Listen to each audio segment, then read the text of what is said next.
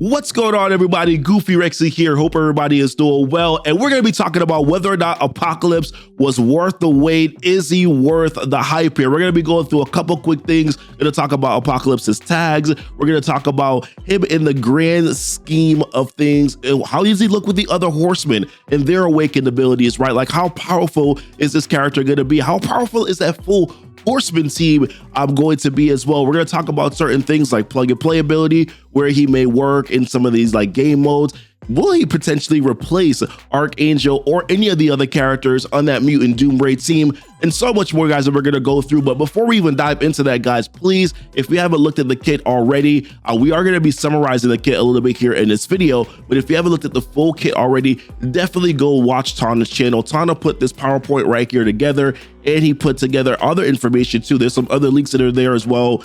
King the Conqueror we're going to be getting, looks like we're probably going to be getting Absorbent Man. So there's some other things as well that he has put together in this PowerPoint. But for today's video, we are just going to focus on Apocalypse, but definitely I want to give credit where credit is due. So first thing, man, let's talk about Apocalypse, right? And let's talk about tags, right? So he has the villain tag, the global tag, the mutant tag, and then the support tag. I'm really excited about the support tag. I think that fits sort of his abilities and what he's done in the comics. He's more empowering, right? Other horseman characters, enhancing their abilities. I like the support tag. I think that's a good play. I'm a little disappointed though, man. Where's my tech tag? Where's my tech tag, right? I definitely wanted to spin to have the tech tag. I thought it would have been fun to be able to try him out in some of the raid content or even just anywhere else. Just having I think it would just make sense from a comic perspective that he would have also had the tech tag as well. So I'm a little disappointed that he doesn't have that. But of course, global and mutant, we've been getting a lot of global characters recently, right? So if you're looking for Dark Dimension 5 or looking at Dark Dimensions in general and looking at what you can use for global section, he's going to be another character that you can use for that global section as well. But glad that he also has this villain tag too, because I don't think that we have enough good villains or a plethora, a vast assortment to choose from of villains. So happy that, of course, that he does have that as well, but that also makes sense from the comic. So I'd be happy. It makes sense, right? I would have been unhappy if it was the other way, but let's go through his kit really quickly here and talk about that. So basic looks bananas. Offense up and speed up for 1 turn on his basic. You can heal himself for 5% health, does 400% damage, 100% drain, unavoidable hit here, and cannot be blocked, right? So definitely for me, I think Apocalypse is probably going to be a striker, which when you look at the scheme, the scope of everybody else, Morgan is a striker, right? I think a lot of people are running Morgan as a striker. Rogue, a lot of people are running Rogue as a skirmisher. Red Hulk, I know I'm running him as a raider. A lot of other folks are running him as a raider, but I know some people are running him as a striker. I think maybe the idea of going back to Red Hulk as a raider definitely has sort of solidified that for me, because I definitely want to utilize Apocalypse as being able to gain that offense up, gain that speed up on 1 turn, and then also healing himself as well. I think I may probably want to go in that direction here with this kid as a striker. And then maybe Archangel, I don't know, maybe we probably throw him in as a skirmisher or maybe raider. I don't know yet. Still, the jury is out. We're going to be talking about that a little bit later on. This is a safety attack here. This is just to confirm that whenever he does do his ISO bonus attack, that he will also gain the offense up and also gain that speed up. It will do that additional damage and will also get the drain as well. But also, this was pushed down here. While he's empowered, enemies killed by this attack cannot be revived. That's not listed here in his regular basic, because this only happens when he's empowered and he does do that basic attack. So keep that in mind. He does have it in this kit, similar to kind of how like Hela has it.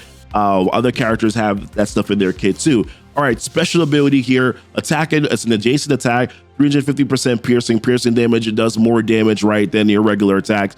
100% drain again, as applying ability block to the primary target. You can redistribute health to your total squad health evenly. So if you're looking at plugging and playing them with other characters that are not horseman characters, this is definitely going to be a benefit in using them for Dark Dimension, using them for maybe potentially even raids. I will say this, I don't think that you're going to want to replace anybody out of that Dead Sea team. I was being a little facetious there, especially being that they kind of all work together. I mean, Psylocke is probably the one character that everybody would say, hey, we could probably take her off of a team. I think we're definitely going to test it out, right, and see what happens, because if you're looking at being able to, one of the things I like that Psylocke does is that she's able to clear negative effects off the enemy, off your characters. She has a cleanse, right?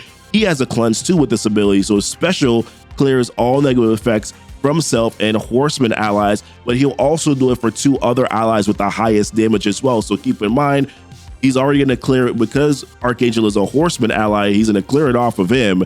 And then the 2 other allies with the highest damage probably going to be, depending on where you are, Nemesis and then most likely Magneto are probably going to be the characters, which means that Dark Beast may be left out of luck because I think his event was less favorable to get shards and red stars. So therefore, let's keep in mind that it may help, but just, it's not going to be everybody like Psylocke would. But he does apply this defense up and an immunity and safeguard as well to all horseman allies, and then 2 allies with the highest damage. And we're going to talk about what that looks like from an implications perspective with the full horseman team here. And then his ultimate ability, bunch of damage to all enemies. So he has a lot of multi-adjacent hits. So a lot of the times when we think about things like that, we always think about Raider, right? But I still think Striker is probably going to be the best direction to go in here. Clear barrier from all enemies. That's pretty powerful. Flip defense up, and then 2 other positive effects on each enemy. So that's a massive AoE here. Like I said, we're definitely gonna want to try him out in raids with that team, right? Apply trauma for 1 turn to each enemy. Oh, went too far. Gain empowered. So this has this empowered mechanic here where he'll grant. He has this empowered mechanic that we're gonna talk about. He grants all horseman allies plus 60% speed bar, and this attack cannot be block, countered, or unavoidable. And then if we go back to his empowered form, this is what he does on his basic. He steals 60% of the primary target's max health. This attack ignores death proof, is unavoidable, and then cannot be blocked. And then it removes the empowered. So his ultimate is super strong by itself. Granted horseman allies, right? That 60% health, the speed bar. And then you're getting the AoE, you're getting the trauma, you're getting the flip defense up and into other positive effects as well. He looks like a counter to a lot of teams that we're seeing here in Marvel Strike Force. And if we look at the grand scheme of things, like once you have him with the rest of the Horseman team, let's take a look at and remind ourselves here of what the other Horseman characters can do. So like Morgan Le Fay, right, with her passive ability, with other horseman allies, she's given them 50% max health. She's also given them 100% resistance, an increased 100% resistance also as well. All right, sorry. So when you're looking at her special, when she's also empowered as well, right, she's going to be able to apply speed up. So on top of the speed bar that Apocalypse can give them as well, she can apply speed up for 2 turns and immunity for 1 turn to self and Apocalypse allies, and then also all horseman allies as well. And then let's not forget about Rogue, right? Like Rogue's empowered ability with her passive ability, whenever she, again, it's messing up here, Apocalypse and all horseman allies, they will gain an extra 25% damage. He looks like he's going to be doing a lot of damage already anyway, so adding that on is definitely going to be crazy. And then of course, this is just a safeguard here. Clones of this character and all horsemen and Apocalypse allies have reduced max health and speed compared to standard clones, and they cannot reach maximum ability levels. So that's actually a big deal. You can't use characters like Sinister or things like that against this team. It probably won't work. You probably won't want to try that anyways. But let's jump back here to Red Hulk, right? We did get Red Hulk's awakened abilities, and this to me is probably one of the scariest ones.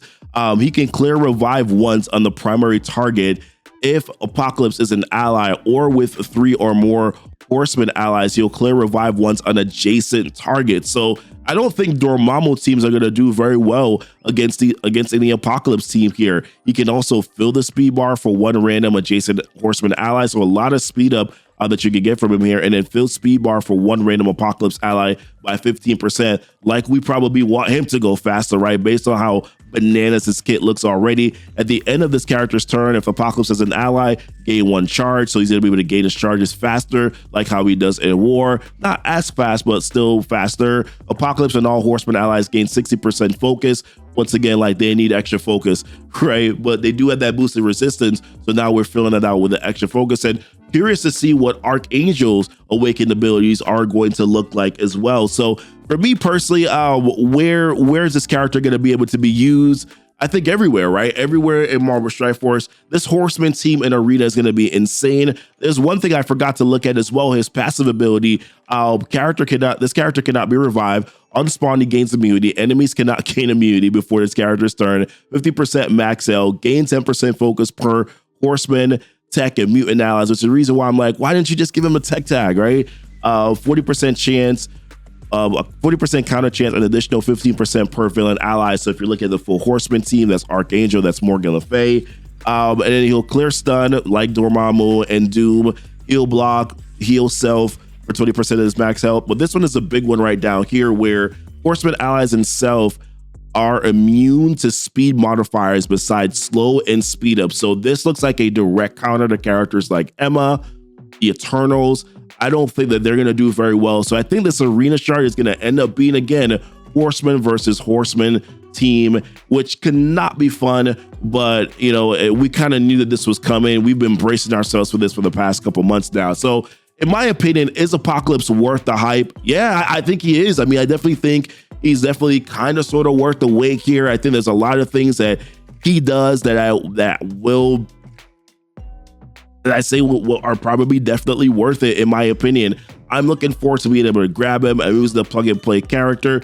From the perspective of this taking over a year, though, I think if people had known how strong his kit was prior to all this stuff happening, maybe a lot more people would have stuck around. That's just my full assessment on this. But of course, I guess they kind of had to leave things as a surprise. But listen, hopefully this was a helpful video for you. Hopefully you like this content here. If so, don't forget to like and subscribe to the channel here. Hit that notification bell so that you know when videos do go live. If you want to see more content like this, like breakdowns, reactions, and tips as well, guys, for this channel.